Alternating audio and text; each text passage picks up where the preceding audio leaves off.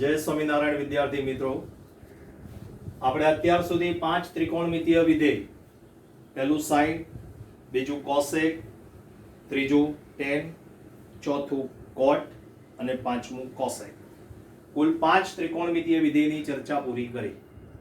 હવે આ છઠ્ઠું ત્રિકોણમિતીય વિધેય આપણી પાસે આવ્યું તે કયું આવ્યું? cosec. બરાબર, શેના ઉપરથી આવશે? sin ઉપરથી આવશે, કારણ કે cosec એટલે sin નો વ્યસ્ત. બરાબર, સમજો અહીંયા. હવે આપણે અત્યારે પહેલું વિધેય સમજાવ્યું હતું sin, તો એનો પ્રદેશ કયો હતો? મર્યાદિત પ્રદેશ એક એક અને વ્યાપ્ત કરવા માટે -π/2 થી π/2 થી -1 થી 1 આ એનો પ્રદેશ હતો ને આ એનો સહપ્રદેશ. આપણે આકૃતિ દોરીને સમજાવેલું છે -π/2 0 અને આ π/2. ચોથું ચરણ અને પહેલા ચરણની ચર્ચા આવે આમાં -π/2 થી π/2. ક્લિયર? ઓકે. હવે જ્યારે cosec એટલે sin નો વ્યસ્ત થાય.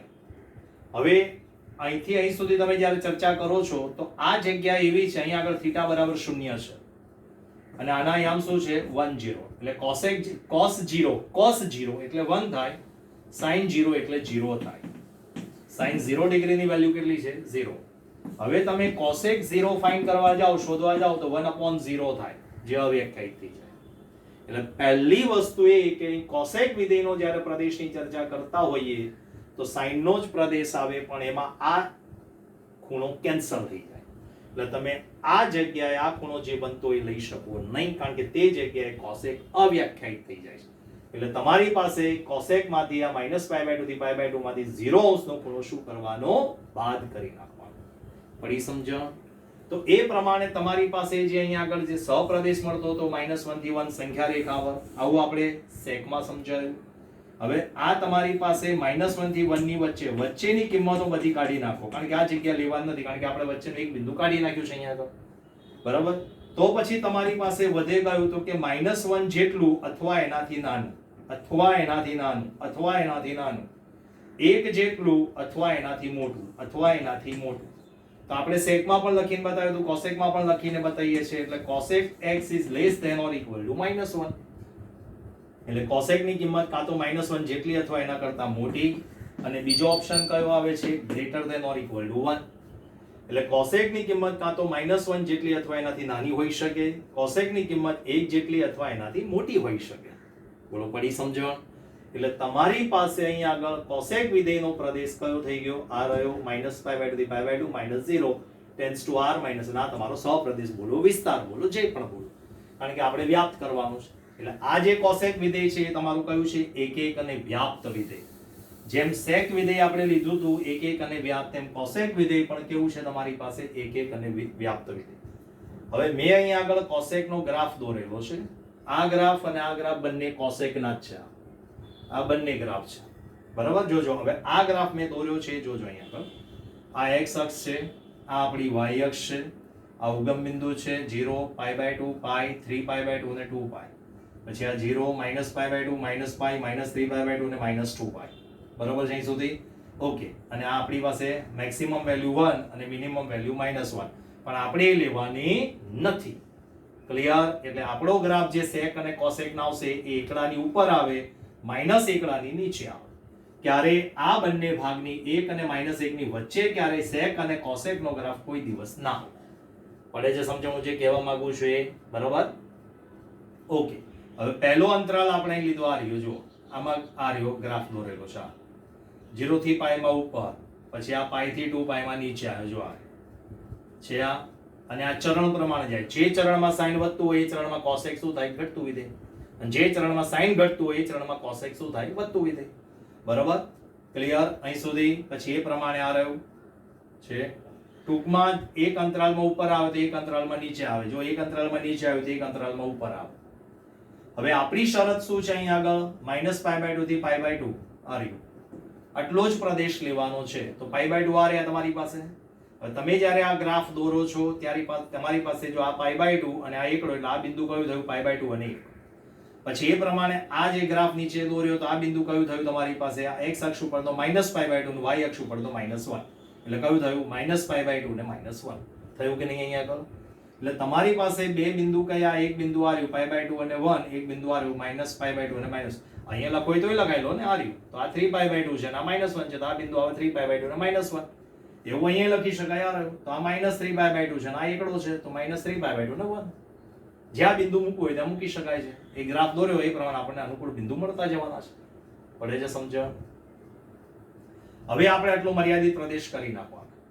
ચલો હવે મારે પ્રદેશ લેવાનો છે ખાલી -π/2 થી π/2. જુઓ હવે પ્રશ્ન એ થાય કે સાહેબ ગ્રાફ કેમ આવો, કેમ આ તમને ખબર કેવી રીતે પડે કે સાહેબ ગ્રાફ આવવા? આપણે 0 કાઢી નાખવાનું છે. એટલે અહીંયા આગળ તો ગ્રાફ આવવાનો જ નથી, એટલે અહીંયા કોઈ દિવસ ગ્રાફ દોરી શકાય નહીં. એટલે આપણી પાસે જે અંતરાલ આવે છે, અંતરાલના આપણે ભાગ પાડે એ આ પ્રમાણે જ પડવાના છે. અહીંયા ક્લિયર? ઓકે. હવે તમારી પાસે જો અંતરાલ લેવાનો છે -π/2 થી π/2, આટલો જ પ્રદેશ લેવાનો છે. બાકીનો પ્રદેશ આપણે કેન્સલ કરીએ છીએ. એવો કોઈ નિયમ નથી, આ તો આપણી ચોપડીમાં આપેલો છે એટલે આપણે આ પ્રદેશ લઈએ છીએ. બાકી તમને એમ થાય કે સાહેબ મારે π/2 થી 3π/2 લેવું છે, આવું મેં સાઈનમાંય સમજાવ્યું હતું, સેકમાં પણ સમજાવ્યું હતું, બરાબર? તે પ્રદેશ પણ લઈ શકાય. તો તમે અહીંયા આગળ મર્યાદિત પ્રદેશ લઈ લો -π/2 થી π/2. જો મેં આનો ગ્રાફ અહીંયા દોરેલો છે, પહેલા તો મેં આ પાઈ વાળી લાઈન તૂટક રેખા દોરી છે, આ -π વાળી પણ દોરી છે. હવે મારે પ્રદેશ લેવાનો છે ખાલી એટલો -π/2 થી π/2, બરાબર? તો જો આટલો ભાગ મેં દોરેલો છે, જો આ આટલો ભાગ આ રહ્યો છે કે નહીં? છે. જો આ ભાગ આ રહ્યો, આ છે, આ રહ્યો. એટલે આ મારી પાસે બિંદુ કયું થયું? આ π/2 અને આ 1. એટલે આ બિંદુ મારી પાસે π/2 1 આ રહ્યો, જો છે. પછી એ પ્રમાણે આ બાજુ ડાબી સાઈડમાં અહીં સુધીનો જ ગ્રાફ લેવાનો છે, એટલે આ રહ્યો, આ નીચેનો પોર્શન આટલો ભાગ. એટલે આ બિંદુ -π/2 ને -1 આ રહ્યો, જો આ ભાગ છે. એટલે આ મારી પાસે કયું આવ્યું બિંદુ? -π/2 અને -1. બોલો, પડે છે સમજણ? ક્લિયર અહીં સુધી?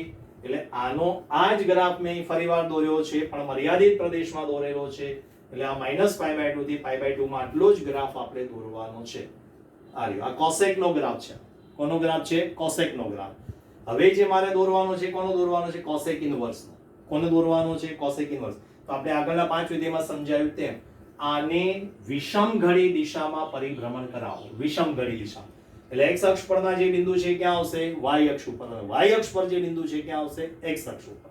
તો y અક્ષ ઉપર તમારી પાસે કયા બિંદુ છે અહીંયા આગળ જુઓ તો, અને x અક્ષ ઉપર કયા છે? ચલો x અક્ષ ઉપર કયા છે? 0 π/2 π. y અક્ષ ઉપર આવી ગયા 0 π/2 અને π આ રહ્યા, 0 -π/2 -π આ રહ્યા, 0 -π/2 અને -π. પડી સમજણ? પછી તમારી પાસે y અક્ષ ઉપર કયા હતા? 1 અને -1. તો એ ક્યાં આવી ગયા? x અક્ષ ઉપર 1 અને -1 છે. એટલે જો આ 1 માંથી અને આ -1 માંથી તમને સમજણ પડે એટલા માટે મેં બે સમક્ષિતિજ રેખા દોરી હતી. હવે બે રેખા થઈ ગઈ શિરોલંબ. જો આ રહ્યો એકડો, આ એકડો લખેલો છે, આ રહ્યું. પછી આ -1 લખેલો છે, આ રહ્યું. છે કે નહીં?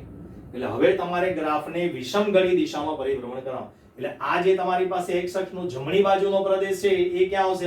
y અક્ષમાં ઉપર. કારણ કે આ ધન છે ને, ધન છે એટલે ક્યાં આવે? ઉપર. અને આ તમારી પાસે ડાબી બાજુનો પ્રદેશ છે તે y અક્ષની ક્યાં આવી જશે? નીચે. ક્યાં આવી જશે? નીચે. એટલે તમારી પાસે અહીંયા આગળ જો આ રહ્યો ગ્રાફ, આમાં x અક્ષથી શરૂ થાય 1 અને π/2 આયા, આ બિંદુ તમારું 1 અને આ તમારું π/2. જો આનાથી ઊંધો થઈ જશે, આ π/2 છે ના 1 છે. જો આ અહીંથી આમ સ્ટાર્ટ થતો તો y અક્ષ આગળથી, હવે આ ક્યાંથી સ્ટાર્ટ થશે? x અક્ષ આગળથી. જો એટલે આ બિંદુ તમારું એકડો અને આ બિંદુ તમારું કયું આવ્યું? π/2 આવી ગયું. જો આ છે કે નહીં?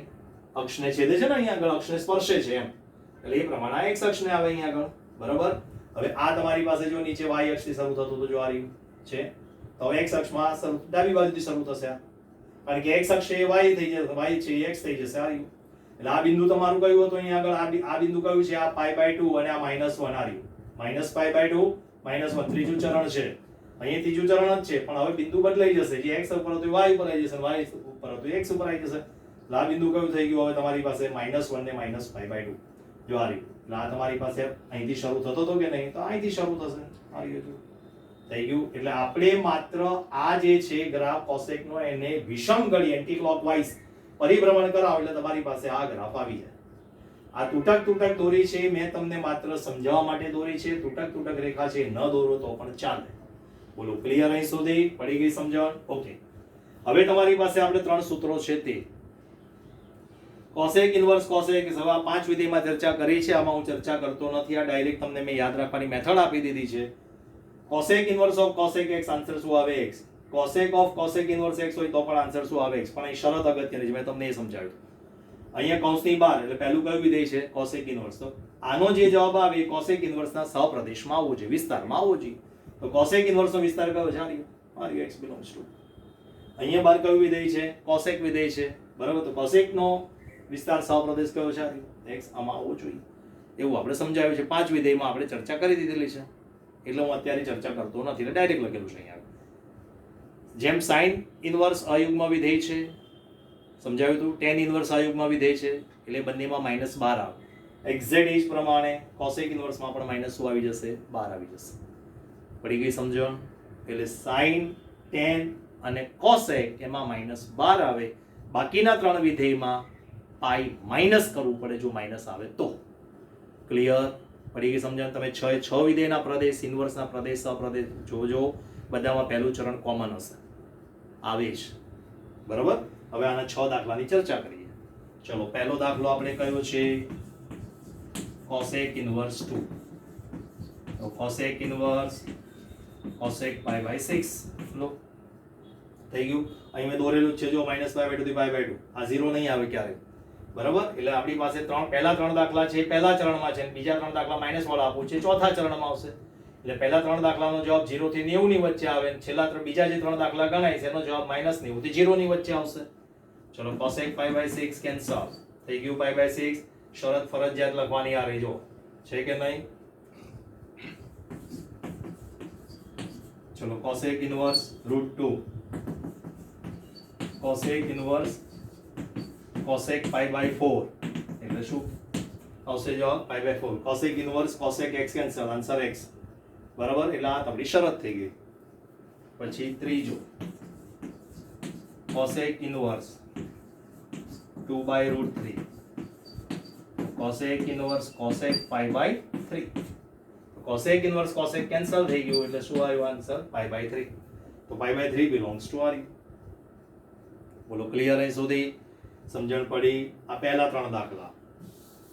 ચલો, હવે આના 3 દાખલા ચોથા ચરણમાં આપું છું એટલે માઇનસમાં આપું છું. cosec ઇન્વર્સ -2 એટલે માઇનસ આગળ લઈ લો, minus cosec inverse -x minus cosec inverse. હવે અહીંથી આગળ દાખલો ગણે એ પ્રમાણે cosec ઇન્વર્સ cosec pi/6 એટલે માઇનસ નિશાની એમની એમ, cosec inverse cosec cancel, -pi/6 એટલે -30 ચોથા ચરણમાં. થઈ ગયું કે નહીં? હવે દાખલો આપણે ગણીએ બીજો, એના પછીનો cosec ઇન્વર્સ -√2 તો minus cosec inverse √2 minus cosec inverse cosec pi/4 થઈ ગયું. એટલે આન્સર શું આવશે? -pi/4 belongs to close interval -π/2 π/2 -0, બરાબર. અને હવે એના જેવો ત્રીજો દાખલો cosec ઇન્વર્સ -2/√3, બરાબર. માઇનસ નિશાની કોમન એટલે cosec inverse 2/√3 minus cosec inverse cosec pi/3 60 ડિગ્રીમાં આવે એટલે -pi/3 belongs to closed interval -π/2 to π/2 -0. બોલો, પડી ગઈ સમજણ? ખ્યાલ આવી ગયો? આ આપણે 6 વિધેયની ચર્ચા પૂરી કરી. 6 વિધેયના મેં તમને ગ્રાફ સમજાયા અને એના પર આધારિત ટોટલ 36 દાખલા સમજાયા. કેટલા દાખલા થયા? 36. દરેક વિધેયના 6 દાખલા એટલે 36 દાખલા થઈ ગયા. પડી ગઈ સમજણ? હવે જે આના ઉપર આધારિત જે બધા દાખલા આવશે એ સમજાવીશ, પછી જે નવા સૂત્રો આવતા જશે એ ક્રમ પ્રમાણે તમને આપતો જઈશ. બોલો, ખ્યાલ આવી ગયો?